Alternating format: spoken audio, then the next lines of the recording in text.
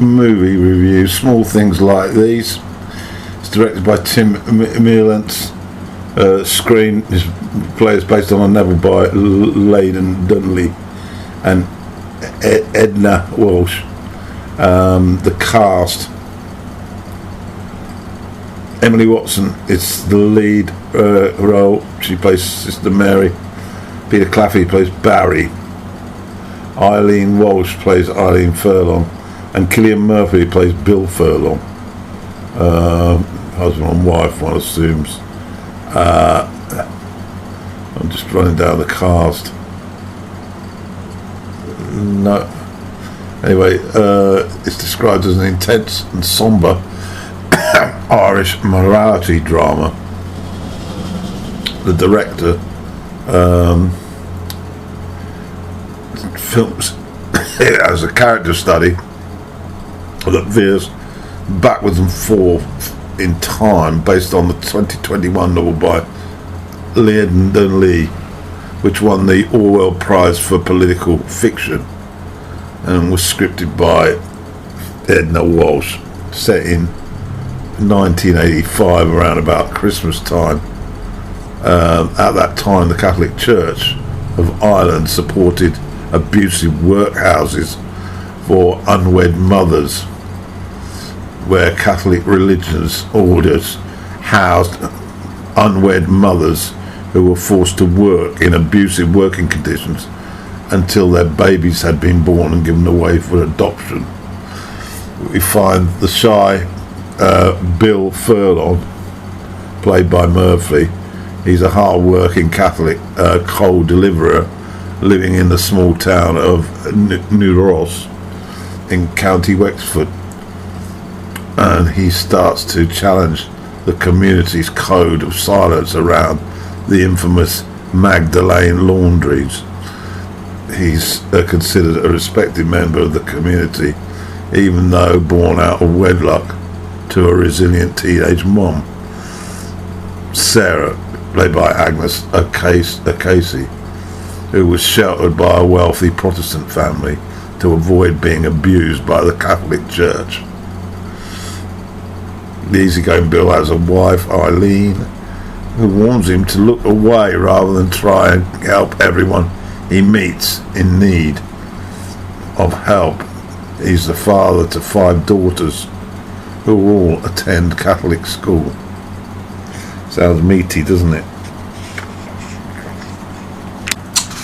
We see Bill going about his work, delivering coal, is it? And small talk. We catch some men talking about a boxing match involving Barry McGuigan, who was a world champion.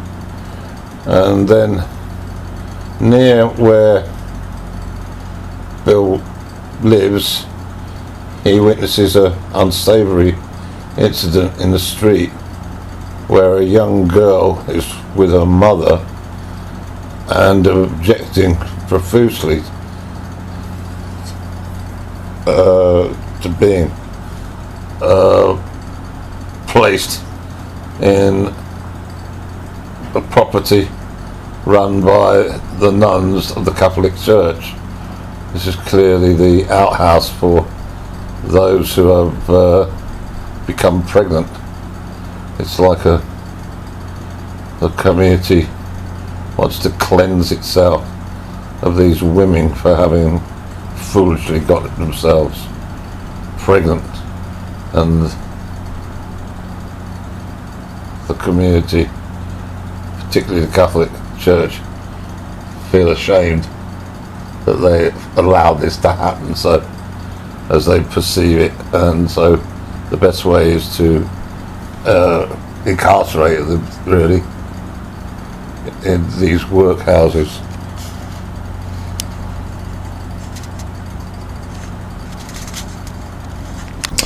After we witness the scene with the young girl being dragged into the convent stroke institution by her mother and a nun, we then find Bill on the road, and he spots a young boy walking along the road out in the middle of nowhere, really, and he stops and has a discussion or tries to converse with him.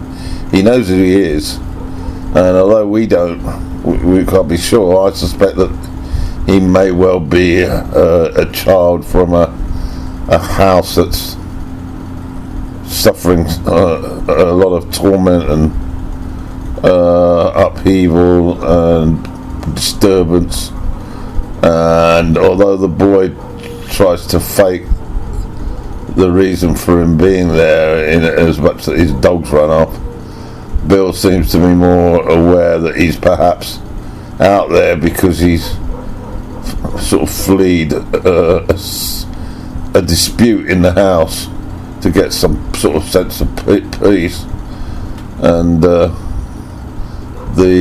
scene is quite moving, particularly at the end when Bill offers the boy some money as a sort of, I suppose, a compensation. The film is set around Christmas, and we see some very tender moments with present giving. It's a very sort of slow film, really, but it's beautifully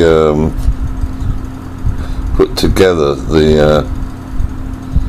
The sets, remind me one of sort of early 20th century, and the fashions, of course, and it's a role that I think suits Cillian Murphy, in as much that he can easily create a sort of thoughtful guy, very much in love with his wife, and working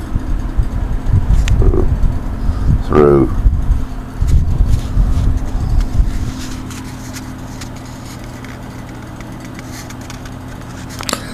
Bill has to query an invoice for coal deliveries at this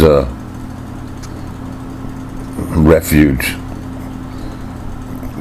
nunnery, which takes in these unwedded girls.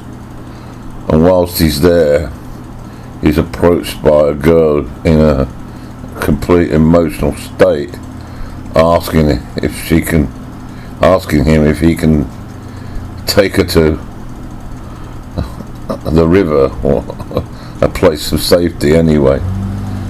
And he's rather shell-shocked, and the incident is short-lived when one of the nuns comes upon them and immediately sort of intervenes and removes the young girl. Bill, somewhat taken aback by the whole incident.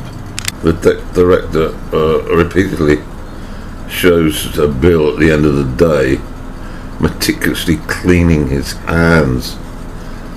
At the end of a day's work, you cleanse yourself. I guess this sort of has some sort of religious symbolism, which is connected in a way with the cleansing of the girls. Then a young girl is found near the river. One assumes that she's dead or is drowned or something, and it's the same girl that approached Bill. This is all sort of shown in a sort of distant way. It's like it should not have been found. The girl should not have been found. So forbidden in some respect. And the community seems to turn their back on this incident. unpacks Bill and his wife, and there's a heart-wrenching scene where they consider what if one of their own daughters, they have 5. That's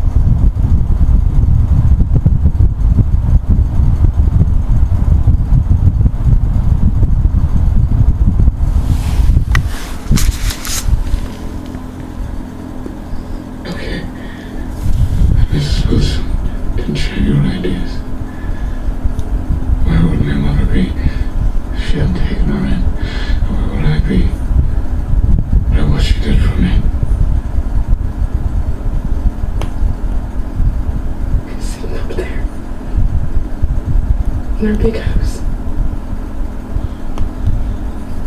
with our bench and our farm.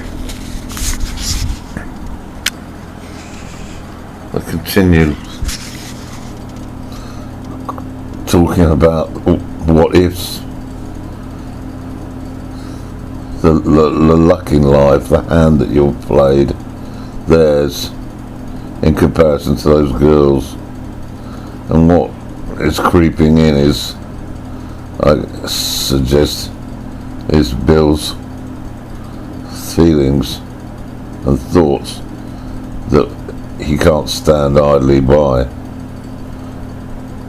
He can't close his eye to what's happening. Although films of this nature, which are based on true events, based on facts, are certainly interesting and draw me and many others to watch them, there has to be a question that is put at some time whilst you're there sitting in front of the monitor or TV.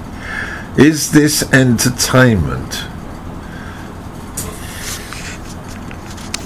The director has this scene which I suppose is typical of what is trying to be conveyed here, when Bill is at the centre at an unearthly hour delivering coal, and he finds this young girl in a sort of locked in a shed, and he manages to free her and wants to return her to the part of the house where the girls are living, and the Mother Superior, played by Emily Watson, eventually gets to see him and responds almost as if it's a complete surprise that a girl should actually be locked up in a shed.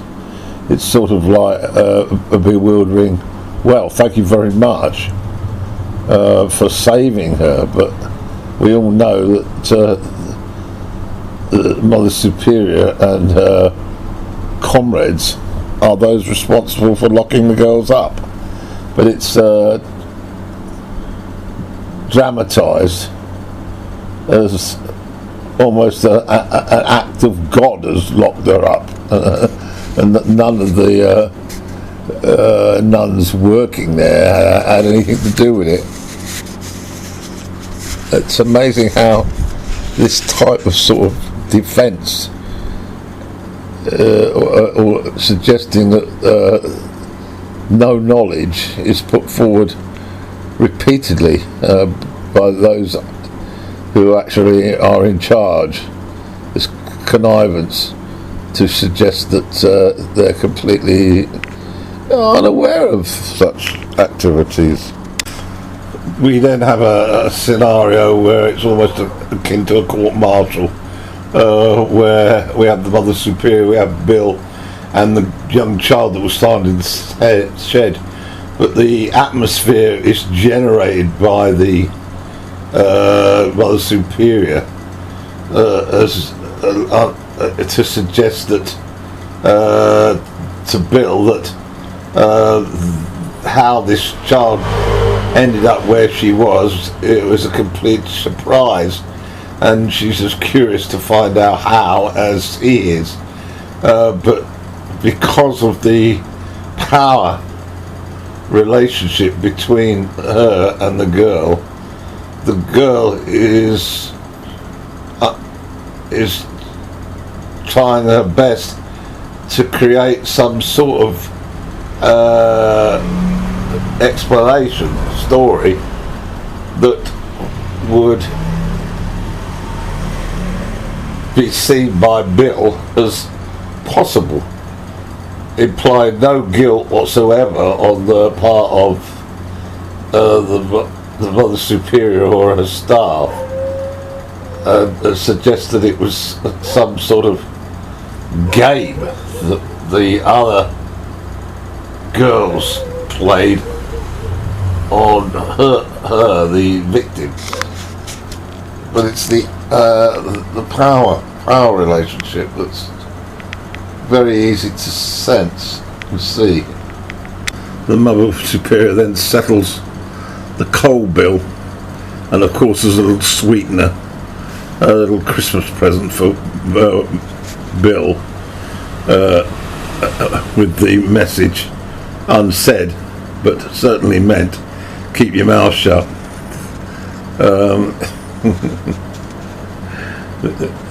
Bill is well aware of the game and seems to be speechless. On the way out, Bill sees the girl, Sarah's her name, and he offers her his friendship if incidents are to happen again, and he's ushered out by the nun. He's clearly not going to be bought off. A great scene as Bill leaves the nunnery. Inside his cab, you can visually see him being choked up and extremely disturbed by what he's seen. Nothing said. We've got music coming on in the background, but it's there, clear. It's winter, snow is around, and the photography captures the real essence of how miserable weather can make life in these communities, with the poverty around and the religious sanctities. The film symbolises the control that the Catholic Church and the significant members of that sort of tribe have over the community. And when Bill returns home with his gift, when his wife finds the money, she trots into line with the view that the gift is extremely generous, and that we meaning her and her husband, should thank them greatly for this additional fund at this pressing time at Christmas. Bill's almost apologetic for the fact that he hadn't told her, and one senses that he's about to become ill as the poison from accepting this money to shut up and avoid what's going on at the nunnery is beyond the pale for him, and he has to sort of dodge telling his wife about his true feelings towards the sister and the goings on there. He dare not stand against anything to do with the church. This is very much a sort of tribal thing that's is operating very effectively on issues as and when they turn up in the here and now. And a particular reference there is to the COVID jab, and how those who didn't go along with the propagandist message that this would save lives and that we all must have the jab, those who basically resisted this were seen as a pariah. As the community celebrates Christmas and there are smiling faces, Bill attends, keeps up the correct position with all and sundry, but he's clearly disturbed by what he's seeing, how he's responding, what issues he's carrying around inside him. And this is done subtly. It actually acknowledges the talent, really, of Cillian Murphy. Of course, Oscar winner with Oppenheimer this year, but this is a very, very different role. Not a lot of talking, quite a lot of non-verbal communication, bodily communication, and very striking. Bill gets a word of warning from a sort of respected woman in the community about the power that the church and through that convent can instigate on any that might rock the boat. This is an inference for Bill, rather than going on one sort of route to salvation to clean up what he feels is beyond the pale. It may well open up further sores for himself, and he seems to acknowledge the message, even if he's not entirely committed in his response to it. The whole notion of this throughout the film is it's particularly striking at the moment, because for many of us who are being subjected to censorship by the global elites with regard, I'm thinking particularly with regard to the vaccinations, the poisons as I call them, it's something that's in the back of your mind in how far you want to be determined to bring out the injustice and inform others, because by informing others you may well expose yourself to being a target, which could have ramifications for your own inner circle, your family, yourself, which may well lead to harshness or ostracizement or possibly personal harm. So these are all very, very topical issues brought out by this film. The image of the dead girl at the lake is painfully appearing in his mind, Will's mind, repeatedly. He has to abort a shave and a haircut because he can't get it out of his mind.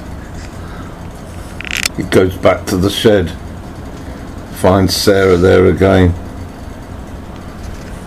The final frames is a mark of defiance by Bill towards being silent. And at the end of the film there's a written piece about the facts. I'll read it to you. Dedicated to the more than 56,000 young women who were sent to Magdalena institutions for penance and rehabilitation between the years 1922 and 1998, and the children who were taken from them. Not that long ago, 26 years ago.